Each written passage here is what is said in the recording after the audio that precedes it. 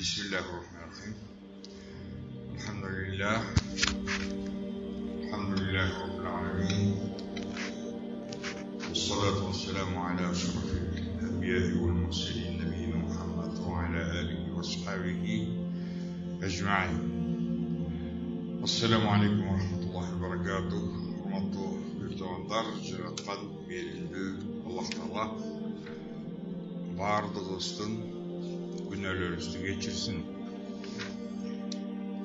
Allah'ım har bireusке ушул келип жасаган ибадаттан, Аллахтын үйүндөгү жасалган ибадаттан көптөгөн пайдалар менен чыгып кеткенди насip этсин. Туугандар, инсандын багы автомобилдин билесиңер карбюратору болот. İlgeri azı жаштар билбей калды. Бар жок инжектор болуп, ilgeri карбюратор деген нерсе болгон.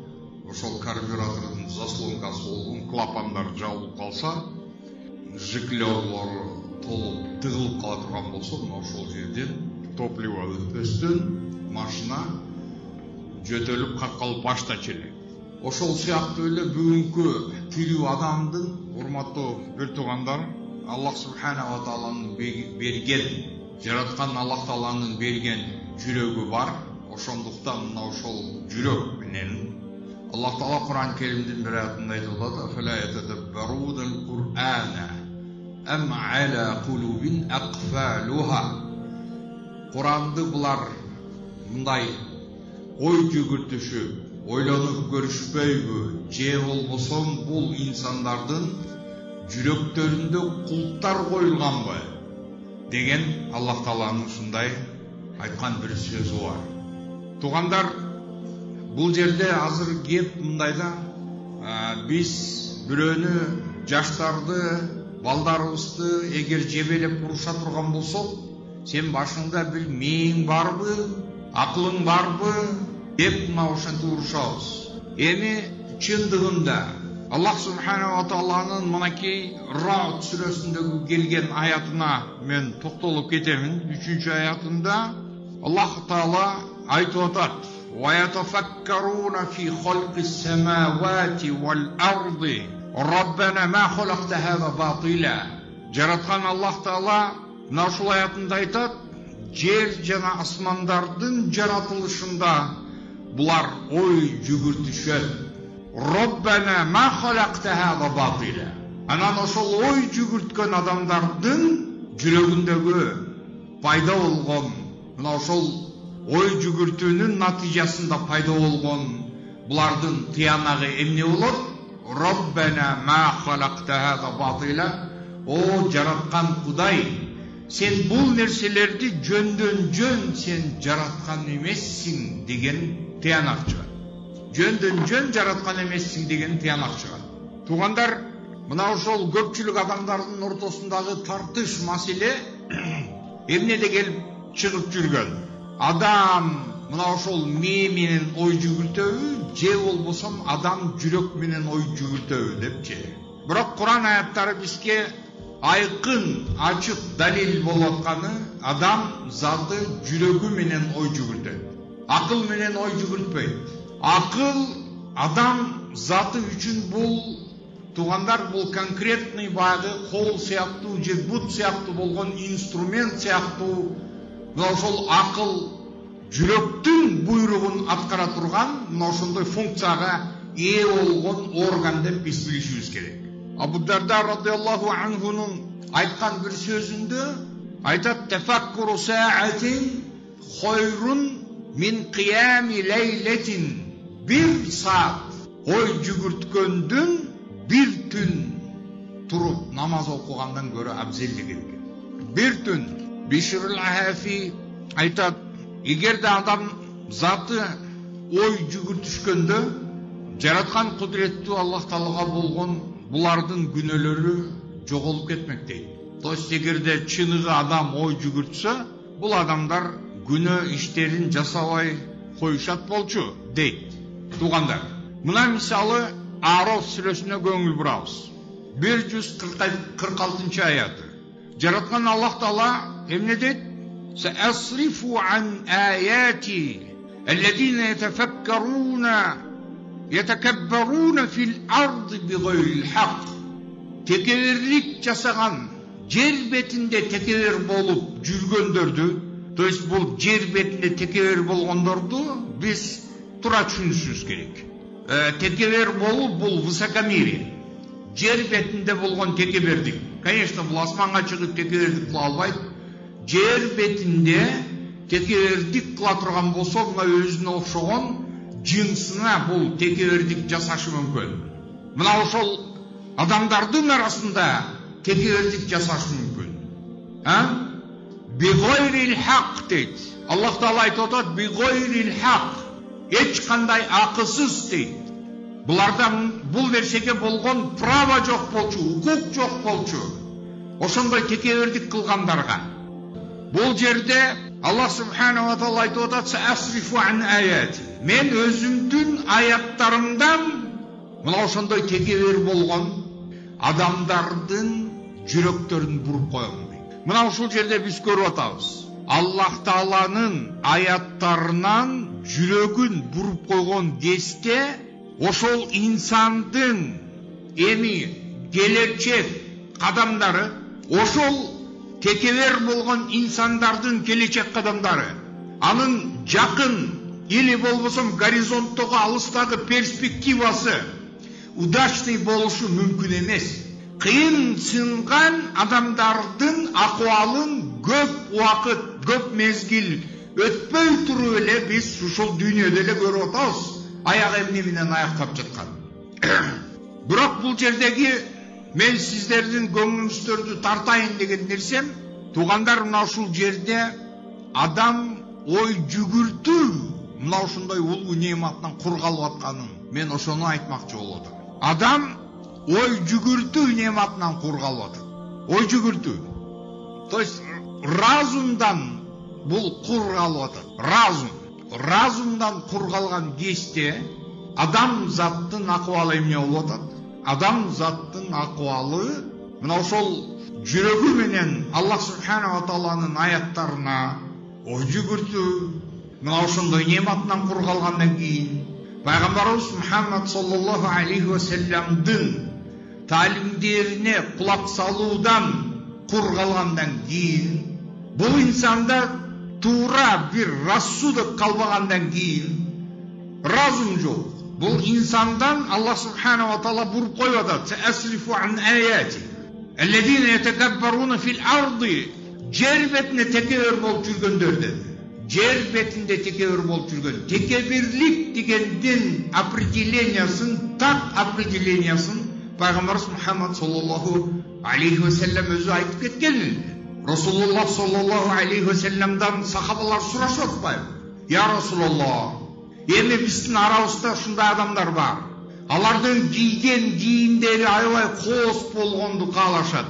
Керек болсо бут кийимдин боосуна чейин ушундай сонун болушун каалайт. Ошол нерсе текеберликке киреби дегенде жок, ал нерсе кирбейт" деди. Пайгамбарыбыз Мухаммад саллаллаху алейхи ва саллам айтты: "Инналлаха жамилун юхиббу аль-жамал".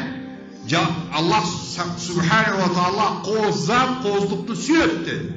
Бирок деди, текеберлик деди, el-kibru batorul haq деди. Акыйкатты четке кагуу деди. Чындык акыйкатты четке кагуу ва гомтун нас, башка адамдарды кемсинтүү. Ал любой признактар менен болсун. Башка адамдарды кемсинтүү любой признак менен болсун. Анын расасынабы, анын улутунабы, урусунабы, кыскасы мына ошол кемсинтүү боло турган болсо, мына ошол текеберликте. Мына ошол текеберлик жасаган инсан, туугандар, разумный, мындай баягы жүрөгү менен ойлой турган, акыйкатка жете турган, мына ошол инсанда бир анализ жасай турган акылдан бул кур калып атат. Эми натыйжасында көрөбүз. Ошол адамдын жашоосун карап көрсөң, такое ощущение, как будто бул адам ушул дүйнөгө только ушу материальный нерселер үчүн гана жаралган, дүйнө үчүн келгендей. Бул адамдын уже жашоосунда башаламандык башталды. Башаламандыктын башталышы дал ошондо болуп атат. Когда бул эң алый нерсени эң төмөн нерсе менен ордулары менен алмаштырып жибергенде, эмне үчүн дегенде тегеректеги нерсенин бардыгын жараткан Аллах адам заты үчүн жараткан болчу, но биз адам заты ушул нерселер үчүн жаратылгандай жашоо кечиребиз. Проблемалар мына ошондон келип чыга берет. Качан карасаң дүнүйө талаш, качан карасаң кресло талаш, качан карасаң эптеп ушул дүнүйөнүн какой-то бир үлүшү үчүн бирин бири чапкыламай, топтолмой, айтор мына ошол баягы тафаккур деген нерседен, же болбосо тадаббур деген нерседен кургалган инсандын акыбалы дал мына ушундай болуп көрүнөт, туугандар. Ой жүгүрткөн кезде биз бир канча нерсеге көңүл бурабыз. Хорошо, эми бул инсан бир даракты карап алып отуруп эртеден кечке бир даракты деп эле дарактын шактарын, дарактын жалбырактарын Кудай кудуреттүү укмуш жараткан турбайбы деп огородуңдагы даракты сен мактап эртеден кечке отура албайсың. Бирок бул инсандын ойлоно турган нерсеси мына ошол Кудайдын буйруган нерселери, ибадат маселесине көңүл буруп, мына ошол жөнүндө ой жүгүртүү, күнөөлөр жаатына назар салып, мына ошол нерселер тууралуу көз жүгүртүү, ой жүгүртүү, жана ошондой эле бул инсандын туугандар мына ошол биз айтып аткан баягы адамга таандык болгон атрибуттар бар. Кээ бир атрибуттар, мына ошол текебирлик сыяктуу болгон атрибуттар, булар мухликат деп коет, адамды өлтүрүүчү атрибуттардын катарына кирет. То есть сен өлтүрүүчү сапаттар жөнүндө, жана ошондой эле адамды куткара турган мунжият деп коет. Мына ошол адамды куткара турган, аны не только морально, аны физически дагы куткара турган мына ошол нерселер тууралуу ой жүгүртүү абдан зарыл. Адамды өлтүрүп жок кыла турган ошондой качестволор, туугандар, адамды өлтүрө турган качестволор деп айтайлык: сараңдык, сараң, скупердяй, натуральный скупердяй. Бул сараң баягы айтат го, бирөөдөн карыз алганда, бирөөнүн карыз алганда бирөөнүкүн аласың, анан кийин кайтарган кезде өзүңдүкүн бересиң дейт. Эмне үчүн? Уже оприходу бол, ал карызды уже оприходу бол. Приход кылып койду эле, уже ал карыз менен кутулушу кыйын да, бул бир саны үзүлүп кетиши мүмкүн да, уже карызды кайтарганда. Ошондуктан пайгамбарыбыз Мухаммад саллаллаху алейхи ва саллям хиярукум ахсанукум кадаан, силердин эң жакшыларыңар карыздарды жакшы өтөгөндөр деп пайгамбар саллаллаху алейхи ва саллям бир хадисинде айтты эле. Сараңдык, текебердик, адам баягы өзүн, вот мени башка адамдар баалап, менин мындай достойный бир орунга мени койбой жатышат, а мен болсо ушундай укмуш, мен инсанмын деген мына ушундай баягы өзүнө болгон баягы зазнайство деген бул ушундай качество. Мына ушундай качество адамдар көрсүн деп жасаган нерсеси, то есть постоянно бул бир ок менен дайыма всегда двух зайцев стрелять эткиси келет да. Бул ихсан кылыш керек, туурабы? Атасына аш береби, көч береби, эмне кылат? Кыскасы ошол жерде бул сооп иш болуш керек дагы, и плюс ошол жерде элге дагы рисовка кылып калыш керек. Как это без этого? Рисовка, эл көрүп, эл макташ керек да. Кантип эле анан сен рисовкасы жок ушундай нерсени жасап коесуң? Түндө сен нормально уктай албай каласың да. Көрө албастык. Хасад деп коет. Самое плохое качество. Бул качествоны как бритва сыяктуу айтылды. Бритва деп койлу. Бритва. Бритва дегени бул, билесиңер туугандар, баягы адамдын денесинен тартканда анын түктөрүн астынан бери алып, тап-таза кылып туруп, брит этип, ошол баягы устара моундай кеп-тегиз кырып кетет. Бул дегени хасад деген нерсе, бул көрө албастык деген нерсе. Ушуна көрө албастык деген качество адамдын бардык жакшы жасаган сооп иштерин мына ошол бритва сыяктуу эле жасаган иштерин жок кылып кете берет. Вот ошол жөнүндө биз ойлойбузбу? Биз бул жөнүндө ойлобойбуз. Бул жөнүндө ой жүгүртүштүн кереги жок. То есть сен баягы биздеги болгон жасаган иштерибиз кандай болуп атат? Алланын жолуна бир нерсе жасап койдуң. Сен бир кой союп койдуң, бир ихсан кылып койдуң, элге бир нерсе таркатып койдуң, бир жакшы нерсе кылып койдуң. Все, ал сенин чөнтөгүңдөгү козырный карталар менен бирге кошуп коесуң ошол нерсени. Все. То есть мен нормальный нерсени жасап койдум. Аны сен ойлоп атасың ошол нерсени. Аны сен ошол нерсени козыр кылып атасың. Мына мен эртең мени ошол баягы азаптан кыямат күндө Аллахтын азабы келген кезде мен ушул нерсе куткарат деп. Хотя бул нерсе көрө албастык деген сапат менен таптакыр жок болуп кеткен болчу. Көрө албастык деген сапат менен бул нерсе абсолютно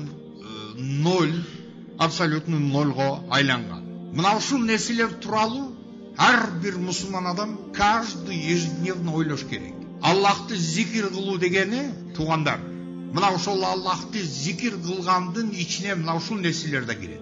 Аллахты зикир кылуу дегенде мына ошондой нерселердин бардыгын эсептеш керек.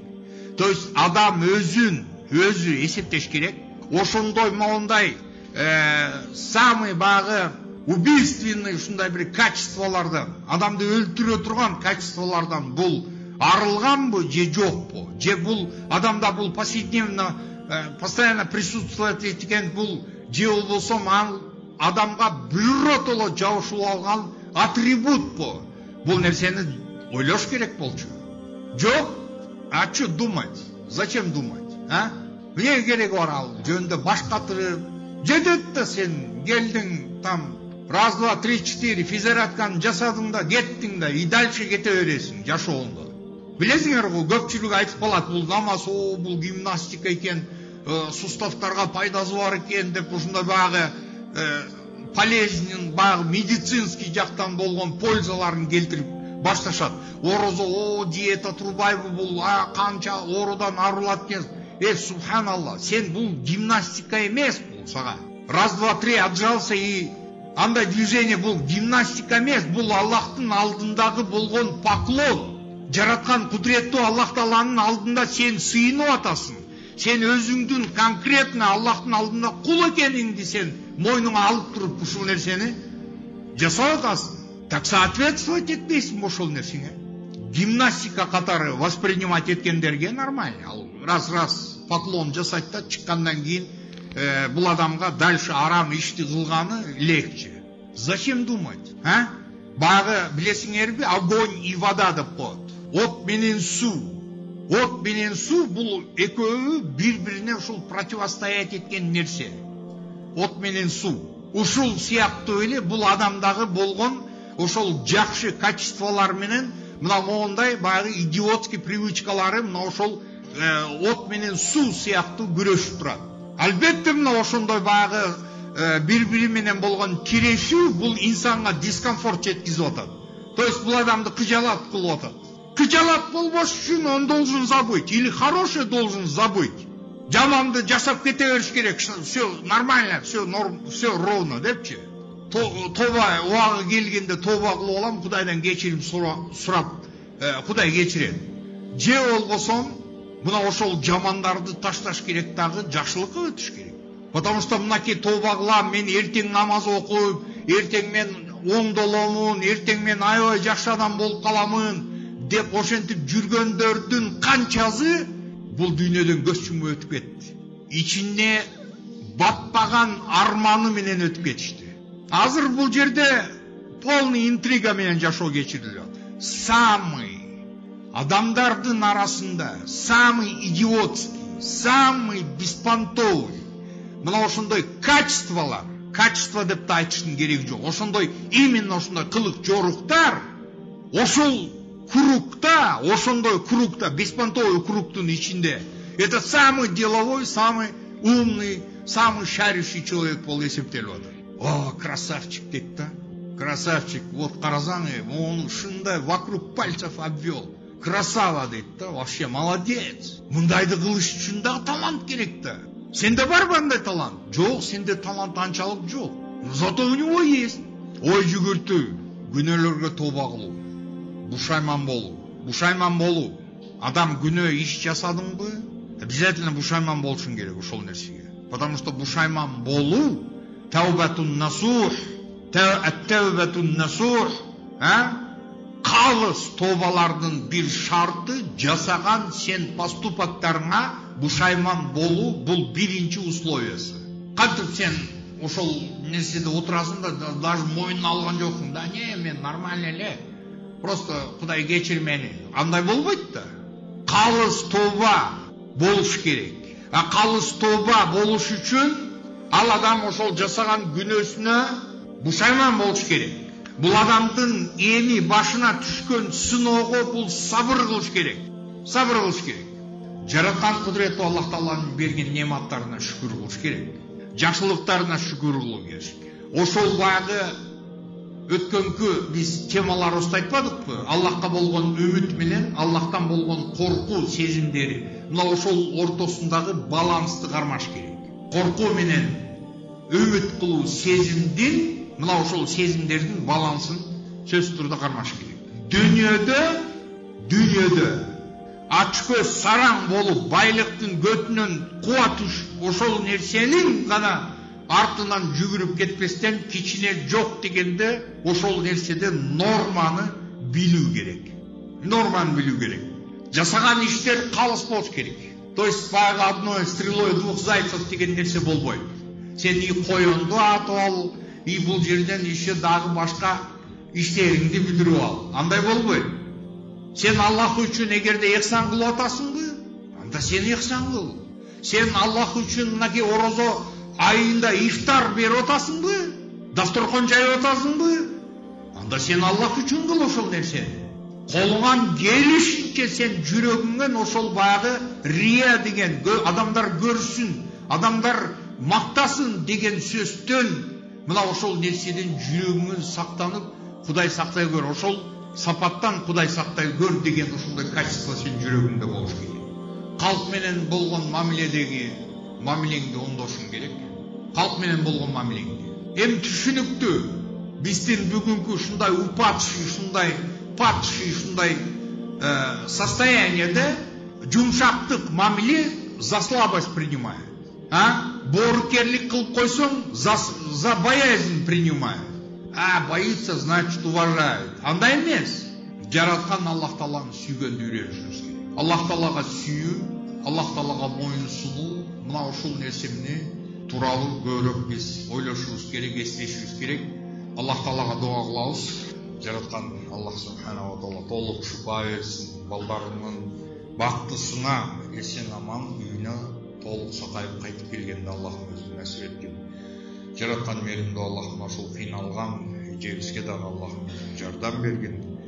Ушул мечитке келип намаз окуйм деп кол көтөрүп турган ар бир пендеңден Аллахым өзүң ыраазы бол.